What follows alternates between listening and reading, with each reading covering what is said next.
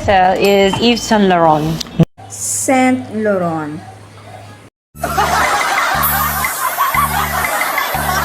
No, it's French. It's a French brand. So, kaya Yves Saint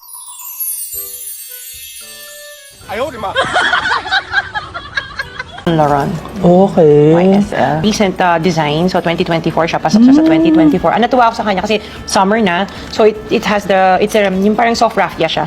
So, parang, ano yung ting-ting? Oh, diba? Yung ano niya. Doon ako natuwa, parang siyang basket. Na, malaking bag. Sa magkano ang ganito? Oo, tinatanong ko talaga. Siguro nasa 100 plus to. Tignan mo. Parang 100. Pwede nang ano to sopa. Oo.